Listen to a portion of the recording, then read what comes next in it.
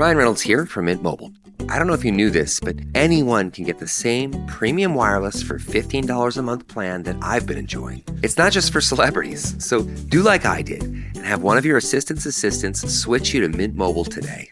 I'm told it's super easy to do at mintmobile.com/switch. Upfront payment of $45 for 3-month plan, equivalent to $15 per month required. Intro rate first 3 months only, then full price plan options available. Taxes and fees extra. See full terms at mintmobile.com. So good, so good, so good. Great gifts for dad? We've got them, and they're up to 60% off at Nordstrom Rack stores now. How did I not know Rack has Adidas? They've got the best gifts. Gotta show dad some love. Snag amazing deals on Father's Day gifts from Cole Haan, Calvin Klein, Vince, and more. Great brands, great prices. That's why you Rack. Military murder is an independent project and is not endorsed by the Department of Defense or any military component. The views expressed are those of the host. The content of this podcast is not meant to be legal or medical advice. Warning, this episode contains graphic details of murder and is not suitable for young listeners. Listener discretion is advised.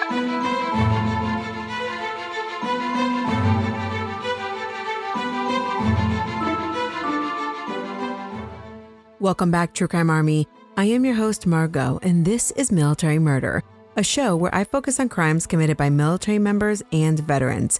But don't worry, you don't have to know anything about the military to listen, I promise.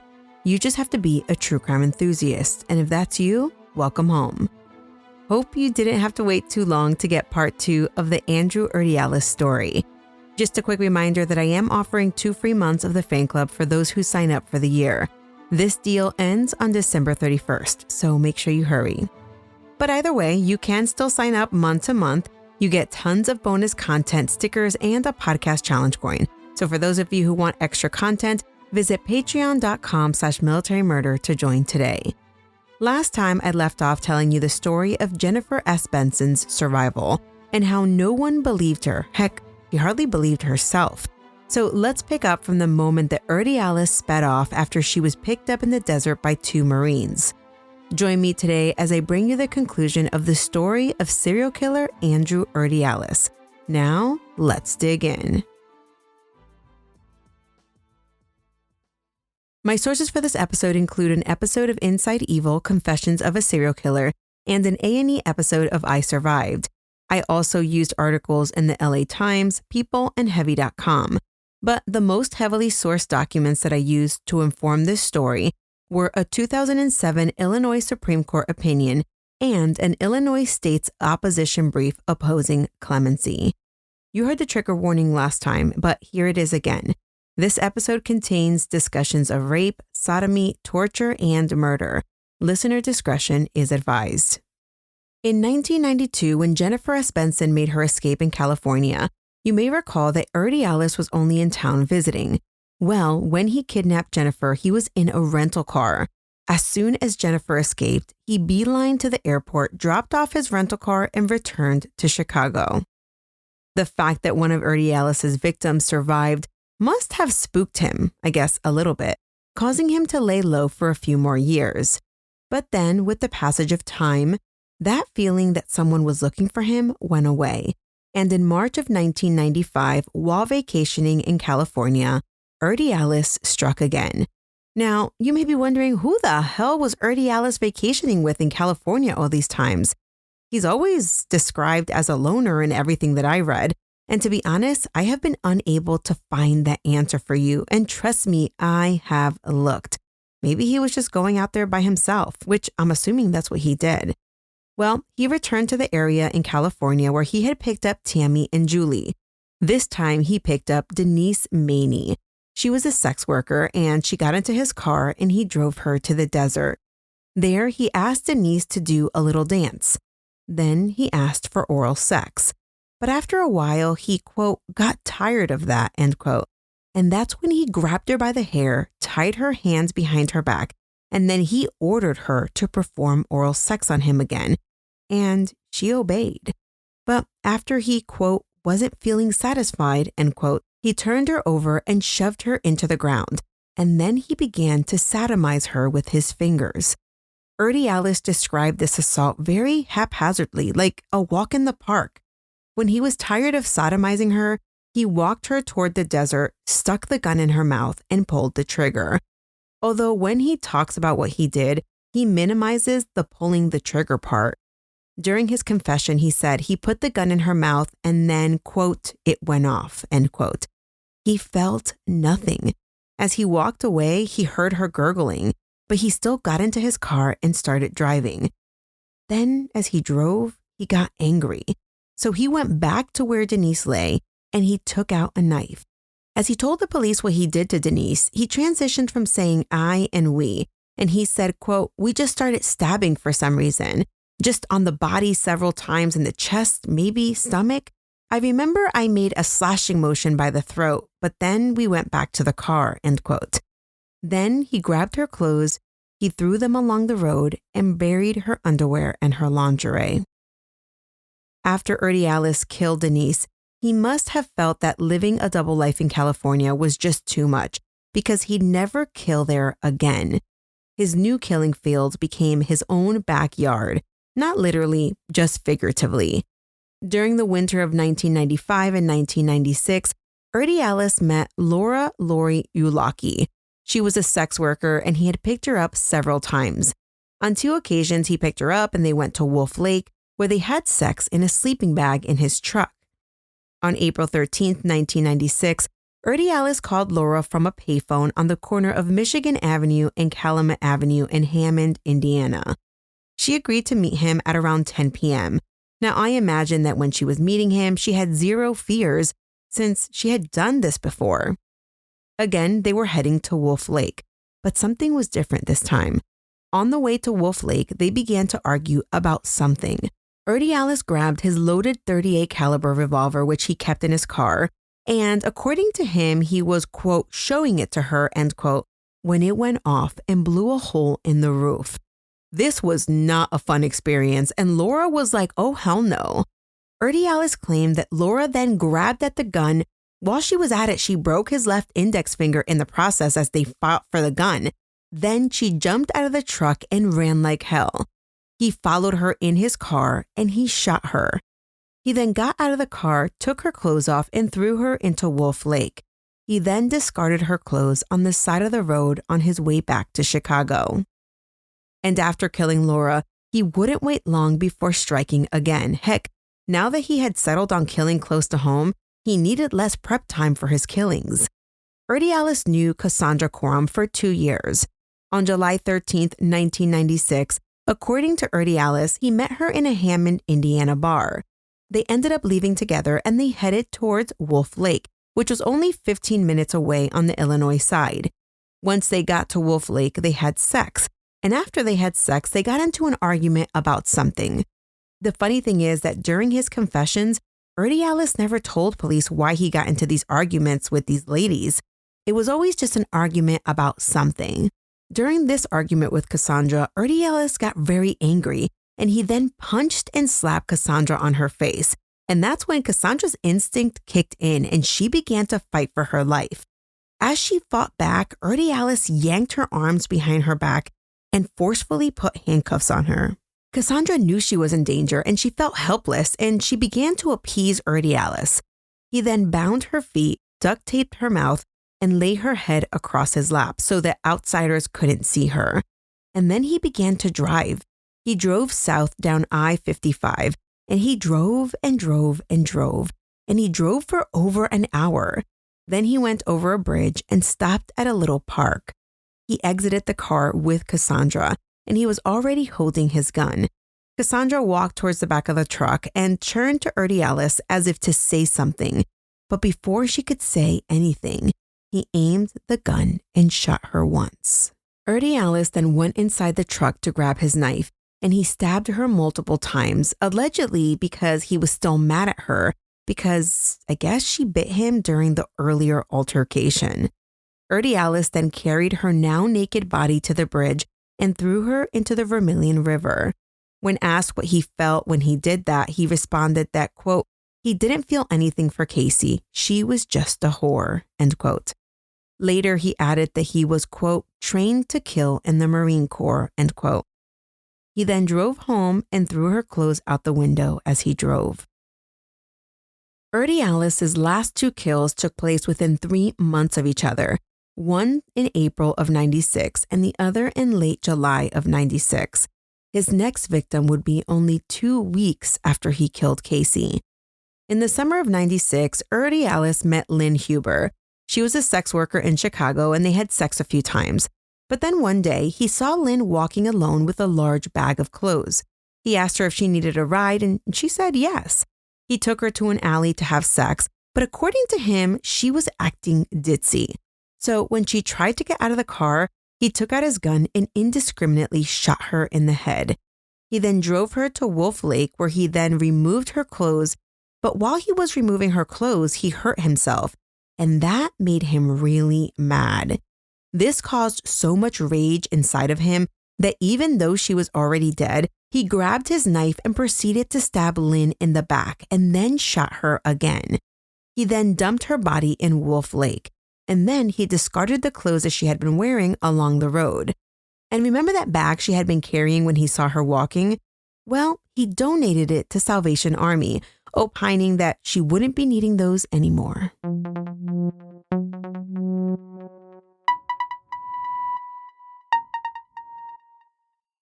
This brings us back to the beginning of the story, when Urdiales was arrested in April of 1997, 11 years after he murdered his first victim, Robin Brandley.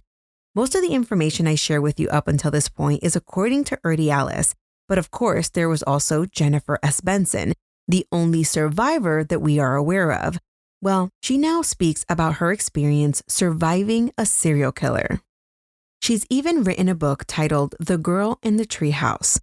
When Urdiales was initially arrested, he spoke to the Chicago detectives about the murders in Illinois.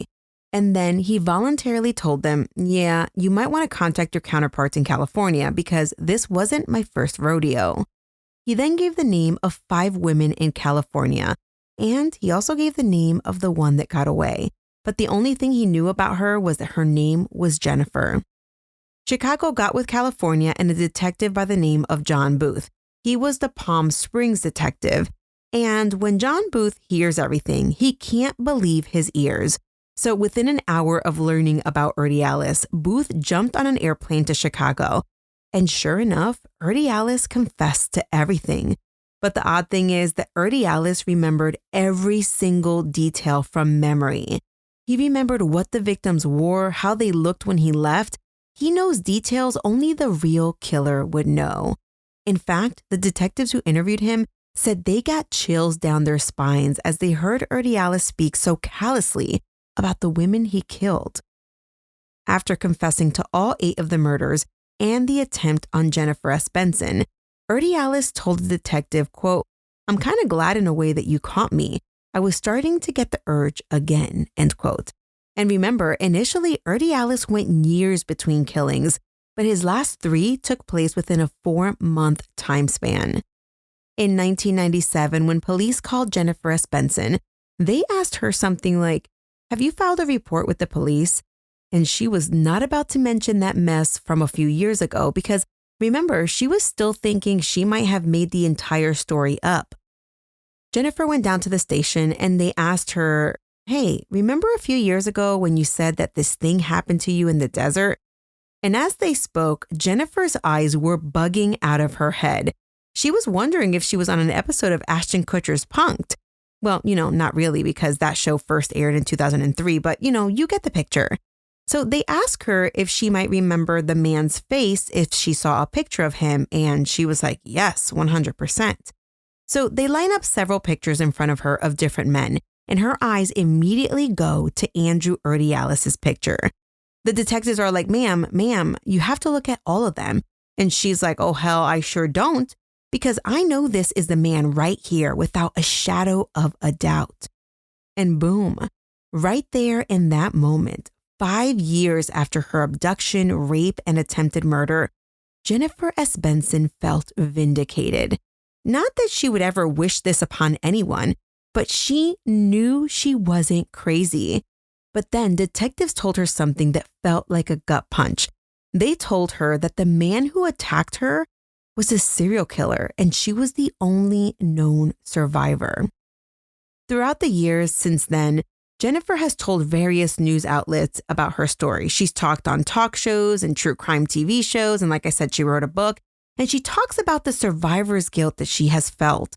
What was so special about her that she survived? But with time and the ensuing courtroom appearances, Jennifer Asbenson realized that she survived to give the other 8 women a voice. Without her, no one would truly be able to put into words what those ladies went through.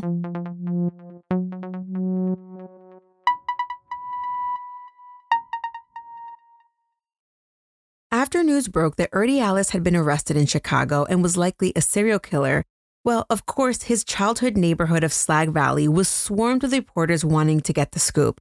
Now, I read an article in the LA Times that caught up with some people from Urdiales' neighborhood. Apparently, Urdiales dated a girl named Kathy back in the day. They were like teenagers. And after getting into a big argument, Urdiales tried to choke her. Now, clearly, the young girl was freaked out and she wanted nothing to do with him. So watching him on the news all those years later after he allegedly killed 8 women, it just brought back memories. Another old neighborhood friend recalled that Urdiales loved to hide behind bushes, and he loved to scare neighborhood kids as they passed. They said Urdiales was always strange, but that he was even stranger when he returned from the Marines. So let's talk about the ensuing trials. There were 8 murders and 1 attempted murder. 3 murders took place in Illinois, which is where he was being held in jail because that's where he was arrested. And there were 5 murders and an attempted murder that took place in California. Illinois would be the first to try Urdiales, but they decided to play it safe and try him for 2 murders first, the murders that took place at Wolf Lake, the murders of Lynn Huber and Laura Ulaki. Then they would pursue a separate trial for the murder of Cassandra Coram. Remember, she was the one who was murdered at Vermilion Lake. Now, this was a strategic move in case anything went sideways with the first trial. They could always fall back on a second trial. Now, a lot of you are thinking, double jeopardy, blah, blah. This is not double jeopardy. It's totally legit. The trial for the murders of Lynn Huber and Laura Ulaki lasted from April 8th through May 23rd, 2002. At this trial, Urdiales pled not guilty by reason of insanity. But Urdiales was found to be very much sane, and ultimately he was convicted of first-degree murder. His sentencing hearing lasted a week, and he was sentenced to death in the state of Illinois. All of the families felt that this was the proper sentence for this monster. But we all know that the death penalty is a hot topic. And no kidding, just a few months after Urdiales was sentenced to death, well, on January 10th, 2003, then Governor George Ryan commuted Urdiales' death sentence to life without parole. In fact, George Ryan commuted all death penalty inmates, and that was 167 death penalty cases to be exact. Of course, this was not the correct answer for those involved in the Urdiales case, and he was already pending charges for the murder of Cassandra Coram. And after his first death sentence was commuted, they went to trial for Casey's murder. That trial began in 2004. During this trial, a lot goes on that is documented in the Illinois Supreme Court's opinion, so I'm going to dive into that trial just a little bit more than I do in the others. That trial began in 2004. Mind you, he was already a convicted murderer and had been spared the death penalty, but for this trial, they were again pursuing the death penalty.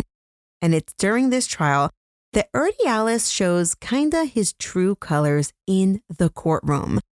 Before trial, the judge determined that Urdiales needed to be secured with shackles to the ground. And so the tensions were a little bit high and elevated. Trial was just about to begin and they were starting on jury selection. The judge, Judge Frobish, was in his chambers when a situation occurred in the courtroom. And it turns out that Urdiales decided he was going to act a fool. So what happened? Urdiales was sitting at the defense table and he turned to the audience where he was talking to a civilian in the courtroom. Mind you, there was no court in session at the time. One of the guards told Urdiales that he couldn't speak to this woman since she wasn't a member of his defense team. And Urdiales was butthurt. At that point, he slammed his water cup down on the defense table and threw a little hissy fit, stating, quote, "I don't give a damn," end quote. As he slapped his water cup on the table, it sent water everywhere. And then he either flipped the table or I don't know what happened, but the guards jumped into action. And according to court documents, like I said, the defense table was flipped over and Urdiales was dropped to the ground and handcuffed. Judge Frubbish, of course, cannot allow this nonsense in his courtroom, and he proceeded to have a very stern chat with Urdiales. And not wanting to take any chances, the judge ordered Urdiales' left hand be shackled under the table. His feet were already shackled to an eye bolt on the floor, and so all of this was under the table so as to not, be something that the jurors saw. In addition to this precaution, the judge ordered Urdiales could not have any writing utensils, but his defense attorney thought Urdiales should get an inch pencil to take notes. And to be honest, I had never heard about an inch pencil until I read the opinion in this case. But apparently, when you have a very dangerous defendant, they can be a danger to their very own attorney. So they are given inch pencils, which I'm assuming is a pencil that isn't very long, as to not be used as a weapon in court. And that was something that Urdiales' attorney asked he have access to. Initially at this trial, which is his trial for Casey's murder, Urdiales pled not guilty. But on April 23, 2004, Urdiales and his defense decided they didn't want to take any chances, and they threw a wrench in the prosecution's case. Urdiales changed his plea from not guilty to guilty but mentally ill, an action that Urdiales would later argue was not his idea. Now, just a quick mention that during such a plea of guilty but mentally ill, the judge will hear all of the evidence. The prosecution still has the burden of proving the case beyond a reasonable doubt, but this time the defense also has a burden of proving a mental illness. Now, the judge will then decide, 1, if the prosecution met their burden, and then 2, whether the defense met their burden. In this case, the judge determined that the prosecution established the elements necessary to prove Urdiales murdered Cassandra. For the guilty but mentally ill part, the defense called 3 witnesses. During the defense's case, a defense psychiatrist by the name of Dr. Terry Killian testified that in his professional opinion, Urdiales was legally sane, but mentally ill at the time of the murder.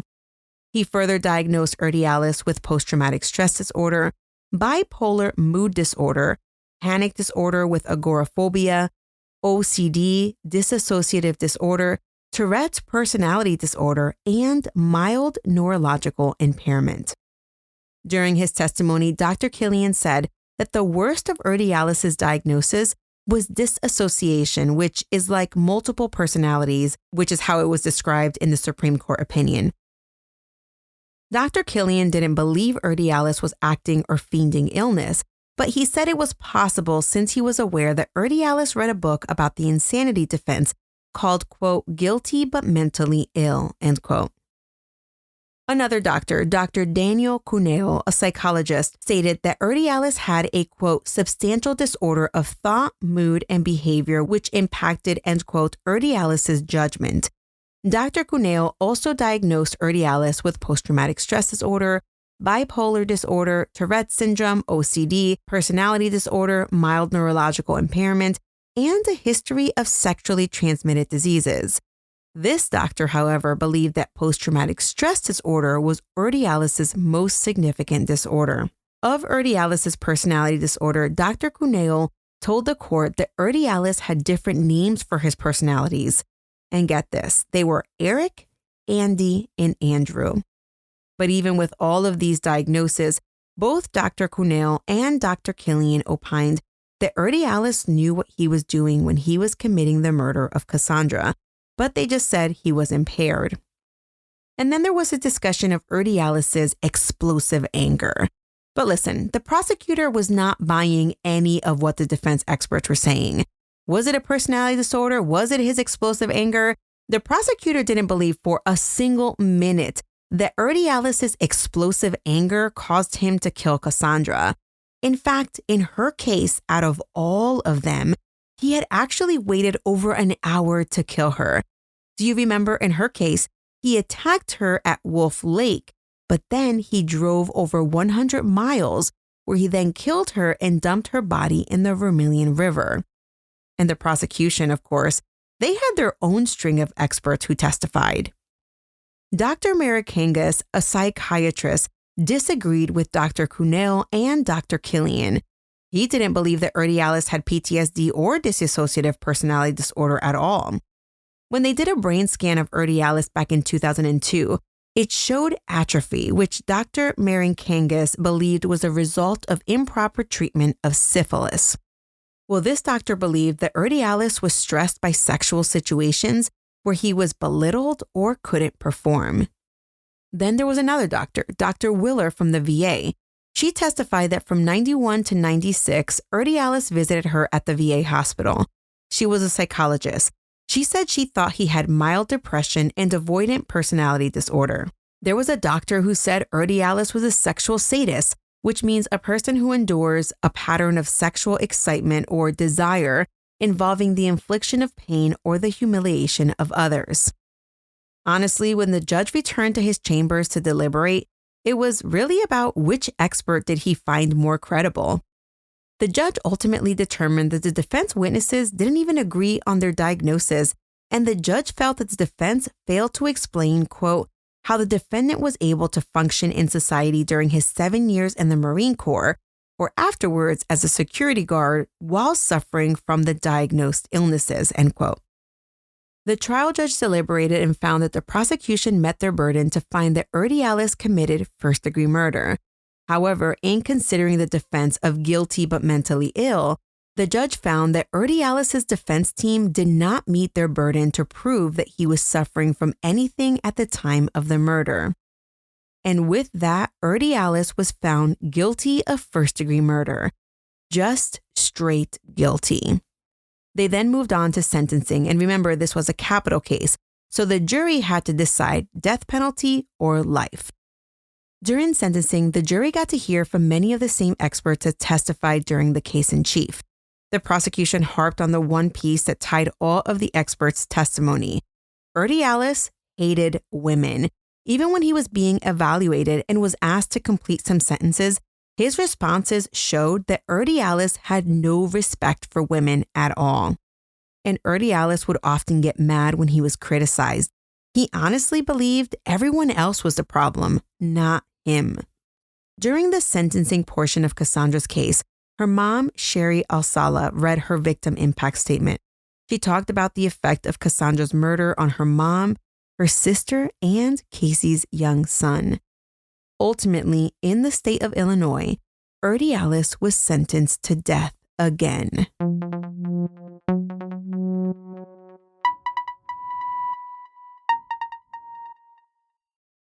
Once Urdiales was on Illinois death row again, the families of the victims in California were, I guess you can say, kind of content with the verdicts. While everyone would like their day in court to get justice for their family members, the California prosecutors have to consider if it would be worth extradition and everything that comes along with a death penalty case. And so the families didn't fight. But of course, with any death penalty case, there are appeals and appeals and appeals, and you never really know. Well, it's not surprising to learn that Urdiales applied for clemency. When he was requesting clemency for his first trial for the murders of Lynn and Laura, this mofo, no kidding, attached his DD-214 to the clemency request, because he got an honorable discharge. But the state, in its clemency opposition brief, destroyed this by saying, quote, to maintain that Urdiales' service was honorable is an affront to all those who have honorably served our country. To attach his certificate of release as Exhibit A is the height of hypocrisy. Urdiales attaches his honorable discharge in a veiled attempt to ride the current favorable winds of patriotism. Make no mistake about it, Urdiales' conduct while in the Marine Corps was not honorable. While wearing the uniform of the United States Marine Corps, and after taking an oath to protect this great nation from all enemies, foreign and domestic, he was stalking the nearby countryside and killing the very citizens he swore to protect. His acts are deplorable and despicable. He's a disgrace to the Marine Corps. He long ago forfeited his right to be counted among the few and the proud." End quote. And with that, they dropped the mic. Urdiales did not get clemency. But listen, in 2011, Illinois did a thing that would alter the history of this case forever. In March of 2011, Illinois Governor Pat Quinn abolished the death penalty and commuted the sentences of 15 inmates remaining on death row. One of those inmates being none other than Andrew Urdiales. All of the families of the Illinois victims were pissed, but so were the families of Urdiales' victims in California. So, within a week of Urdiales' commuted sentence, California prosecutors moved to extradite. Mind you, I failed to mention this earlier, but California had already indicted Urdiales on the 5 California murders and the attempted murder back in 2009. Urdiales would eventually be extradited to California to stand trial for the murders of Robin Brantley, Julie McGee, Mary Ann Wells, Tammy Irwin, and Denise Maney, and the attempted murder of Jennifer Asbenson. That trial began in 2018, 3 decades since his first murder. It's not surprising to learn that he was convicted on all counts. And listen, he was facing the death penalty in the state of California. After Urdiales' California conviction, but before his sentence was announced, he agreed to speak to CNN's now disgraced anchor Chris Cuomo for his show called Inside Evil with Chris Cuomo. During his interview for the show, Urdiales told Cuomo that he did not agree with his defense attorney's strategy to plead insanity or mentally ill in Illinois. Urdiales truly did not believe he was insane, and he told Cuomo, quote, "I was in the Marine Corps, so I had to be pretty sane, wouldn't you say?" End quote. Urdiales was pretty evasive for most of this interview, not wanting to answer questions because, according to him, he wanted to preserve issues for appeal. Also, not loving the name of Cuomo's show, Inside Evil, he was just really doing some weird stuff during that interview.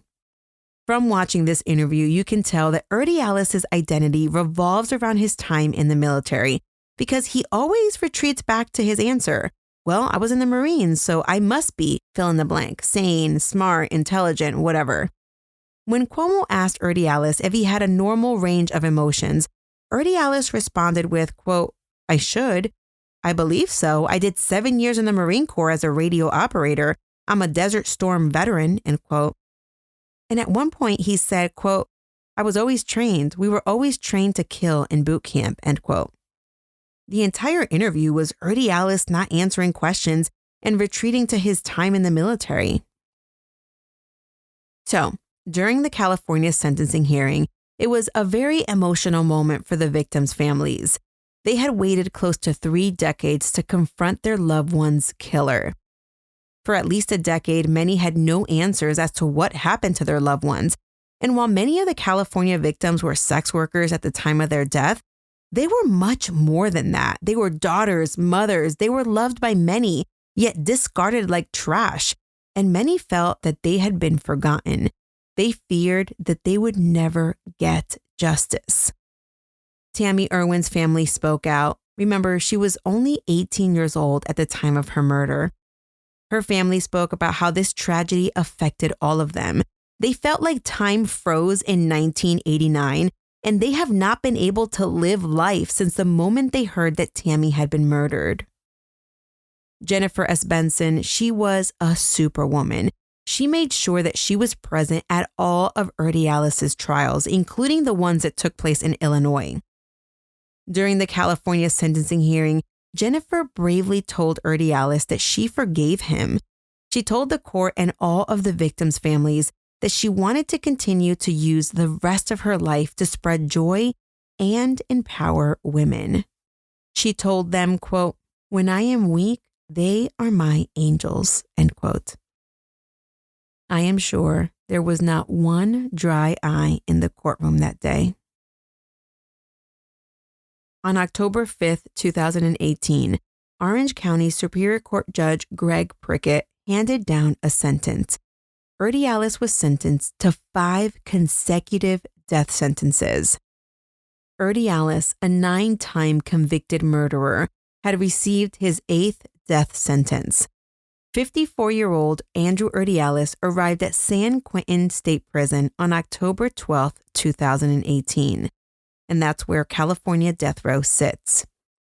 3 decades earlier, after a fight with a couple of Marines at Camp Pendleton, Andrew Urdiales killed his first victim that we know of.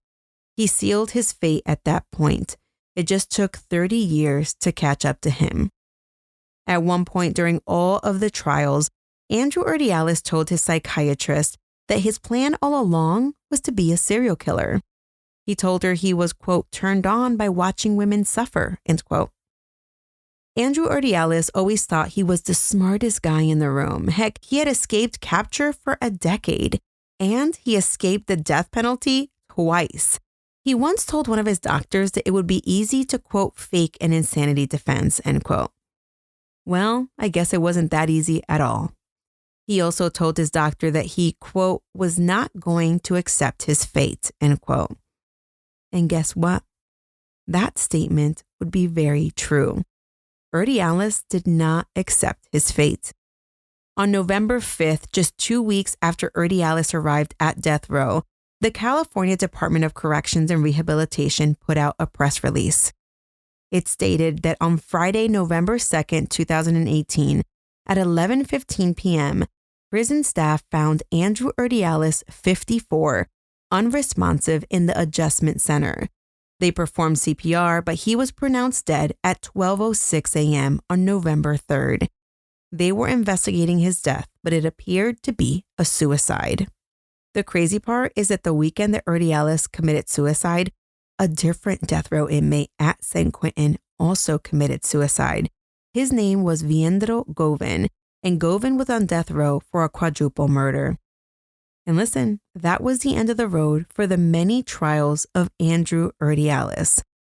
Many stated that if he was going to get out like that, he should have just saved everyone the pain and just gone that route many, many, many years ago. California District Attorney Tony Rackauckus put it best in a press release issued after Urdiales' death. Quote, Urdiales was a monster who did not deserve to breathe the same air we all enjoy. He remained a callous coward until the end, as he robbed the victims' families of the right to be present when the state put him to death, end quote.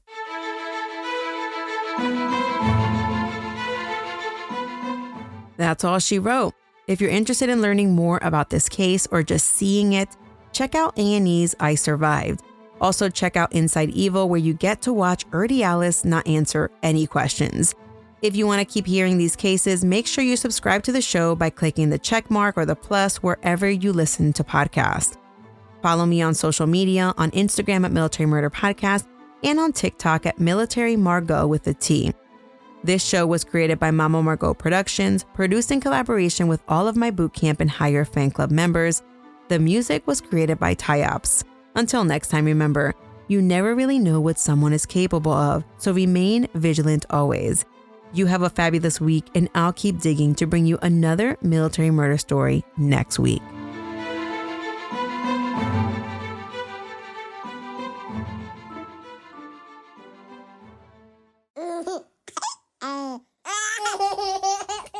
Shh, Mom's working on our podcast.